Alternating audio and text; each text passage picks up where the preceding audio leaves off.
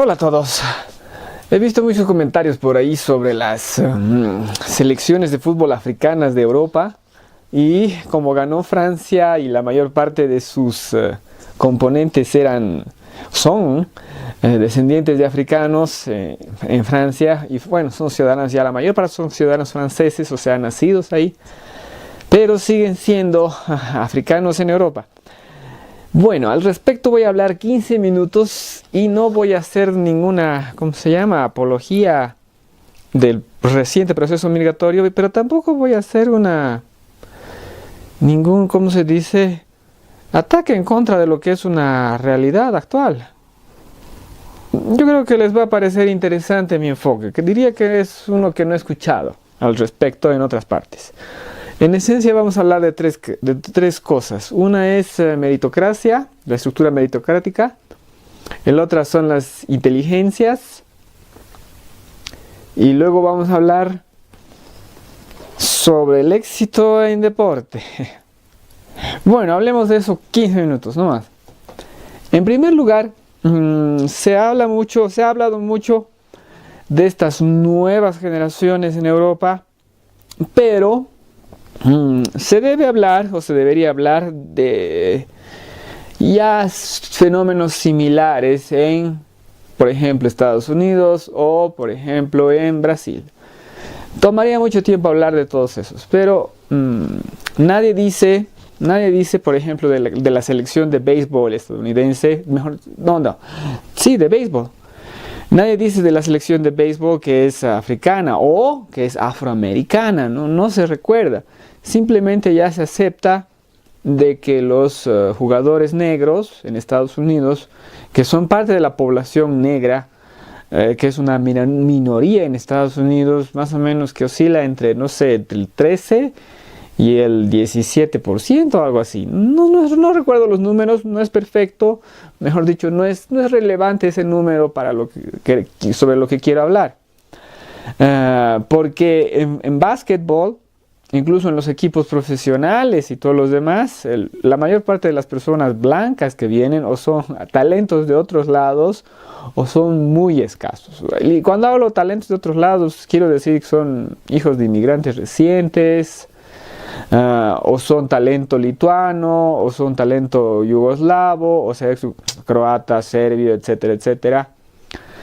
En otras palabras, de las personas, de los sectores que en Europa tienen fuerte tradición de béisbol, de básquetbol, perdón, he dicho béisbol, perdón, quería decir básquetbol. Ya, entonces, entonces hay eso. Entonces todos en básquetbol, en todos los equipos profesionales son la mayor parte negros. Cabría preguntarse por qué. ¿Acaso son mejores para el básquetbol? ¿Acaso están prediseñados para el básquetbol? Pero eso es un tipo de racismo positivo. ¿A qué me refiero? Estás utilizando la raza como pretexto para darle una habilidad en un área particular. Entonces, es muy difícil respaldar ese tipo de, ese tipo de relaciones de variables a través de un estudio más generalizado. ¿Por qué? Porque también se utiliza para, cuando dices, es que los negros son buenos para el básquetbol, estás diciendo, pero es que los negros no son buenos para esto, no son buenos para esto, no son buenos para esto, cuando se debería reconocer la variedad. Y también se podría reconocer la generalidad. ¿A qué me refiero? Que en promedio son muy altos, ¿no? Entonces eso podríamos decir que sí, que en promedio tienen la altura entre esto y esto y esto. Entonces, en el caso del básquetbol, la altura es necesaria, la altura es útil y todo lo demás, ¿no? Entonces, si vamos por algo tan general como la altura, entonces sí podríamos decir que hay una predisposición genética negra con personas altas para jugar básquetbol. Pero entonces habría que ver cuál es el porcentaje de personas blancas que tienen, de lo que llaman en Estados Unidos caucásicos, que tienen altura para participar también en básquetbol, ¿no? Entonces deberíamos poder ver si en ese grupo también el porcentaje, digamos, de personas altas, no sé, digamos que es del 10% o si es del 1%, sea cual sea el porcentaje, que forma parte, digamos, también de los equipos de básquetbol, ¿verdad? Pero no se da eso. No se da eso, lo que hay es un predominio negro. Ahora, entonces, hablemos de que ese es el hecho que se da innegablemente en básquetbol, y también hay muchísima presencia en fútbol americano. En fútbol americano, gran parte de la población, del porcentaje de los jugadores es negro. Ahora, el porcentaje de jugadores negros es mucho mayor que su representación poblacional general. En otras palabras, en la población de Estados Unidos, este es el porcentaje de población negra, pero en los Estados Unidos, el porcentaje de jugadores negros en el fútbol americano es de este porcentaje, y también en básquetbol es ya, digamos, casi todo el porcentaje total, o sea, 80%, eso son la mayoría de lejos. Ya, entonces, dicho eso, mencionado eso, debemos tocar otro tema, que es la estructura de la meritocracia. ¿Qué es la meritocracia? La meritocracia es que dentro de este rubro tiene éxito el mejor. En cualquier rubro. Vamos a ver algo como, por ejemplo, directores de cine. Entonces tenemos 180 grados de directores de cine. Entonces, ¿quiénes son directores de cine? Cualquiera puede ser un director de cine que haga una película. Simple y llanamente solo tiene que hacer eso. Entonces, entonces, ¿cuáles son los más exitosos? Al borde tenemos los directores de cine de los países más pobres. Después tenemos los directores de cine de los países ricos. Y después tenemos una pequeña y cortísima línea. Cortísima, o sea, muy delgada línea, que son los grandes directores. Ahí está el James Cameron, está el Ridley Scott, está Christopher Nolan, está Steven Spielberg. En otras palabras, 8 pelagatos. 8 pelagatos. Eso es en cine. O sea, tú tienes en cine así de directores de cine en todo el mundo. Y estoy seguro que varios son buenos, pero ese tipo de productos se requiere alto presupuesto. Bueno, la meritocracia tiene ese mismo esquema en todos los rubros. O sea, es una pirámide muy empinada en que los de arriba tienen mucho y los de abajo prácticamente no tienen nada. Y esa pirámide y ese fenómeno meritocrático lo podemos ver en cualquier lado. O sea, por ejemplo, empresarios. ¿Cuántos empresarios hay?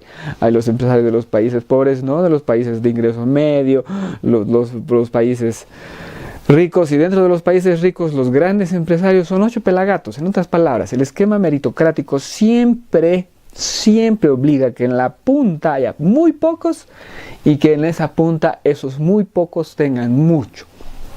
Por ejemplo, Ridley Scott como director de cine puede hacer cualquier estupidez que se le venga en gana. Pocos directores pueden hacer eso. Yo diría que prácticamente, bueno, él y algún puñado más. Incluso, ¿cómo se llama? El del Toro. El director del Toro, no me acuerdo el nombre, se me viene el nombre del actor, que es Benicio. Bueno, del Toro también requiere que su película sea un éxito para que su próxima película, etcétera, etcétera, etcétera. Pero entonces vayamos a la meritocracia en el tenis. Tú tienes, ¿cuántos jugadores profesionales de tenis? Tú tienes miles. Pero ¿cuántos son los que tienen éxito y cuántos son los que ganan no solamente los premios, sino las publicidades, el respaldo y todo lo demás? Son 20 nombres. Entonces, ese es un esquema meritocrático. ¿Y cuál es el esquema meritocrático? Que el que tiene éxito es pocos, y el que tiene éxito tiene un porcentaje de la torta muchísimo mayor que el que tienen los demás. Entonces ahí ya puedo relacionar las dos ideas mencionadas. La total presencia de jugadores negros en en lo que es el básquetbol americano y que todos ellos son millonarios. Estamos hablando de gente que gana dinero pero hasta por los poros. Estamos hablando de unos sueldos inimaginables y de unos negocios inimaginables de publicidad y todo lo demás. En otras palabras, es ideal, es ideal por cualquier punto de vista. Pero, debido a que es una estructura meritocrática, en todo sentido, o sea, el gran jugador, por ejemplo, en este momento, si no me equivoco, es LeBron James. El gran jugador gana unos millonazos. El segundo gran jugador debe ganar unos millonazos menos. El tercero gran jugador debe ganar unos cuantos millones menos que el próximo y así. Pero solamente en 50 personas ya se ha reducido mucho el monto de dinero que se gana. Entonces imagínate 100, 200 y ahí llegas al máximo. Entonces, ¿cuál es el punto más? Ya he mencionado entonces la estructura meritocrática, ya he mencionado la gran presencia de jugadores negros en varios deportes estadounidenses. Hablemos ahora de Michael Phelps y Ryan Lochte. Michael Phelps es conocido como el tiburón. Es el mayor atleta, el atleta que ha ganado más medallas en la historia de las Olimpiadas. Pero obviamente es en natación y es nadar así una, nadar así el otro, ese tipo de cosas. O sea, el tipo es un nadador como nunca se ha visto, así de fácil, es un nadador increíble. Y todo entre sus miembros de equipo estaba Ryan Lochte y él es obviamente un producto de lo que es la Universidad de California, si no me equivoco, de Los Ángeles, UCLA. Sí, creo que es de UCLA, porque hay muchas universidades de California, o sea, UC, no sé, San Diego, UC San Francisco, no sé cuántas hay, pero él obtiene una beca para nadar, literalmente, o sea, para ser miembro del equipo de natación de una universidad. Y Ryan Lochte va por ese mismo camino. ¿Y por qué menciono a Ryan Lochte, que es uno de sus compañeros? Uno, porque nadie lo conoce tanto como lo conocen a Michael Phelps.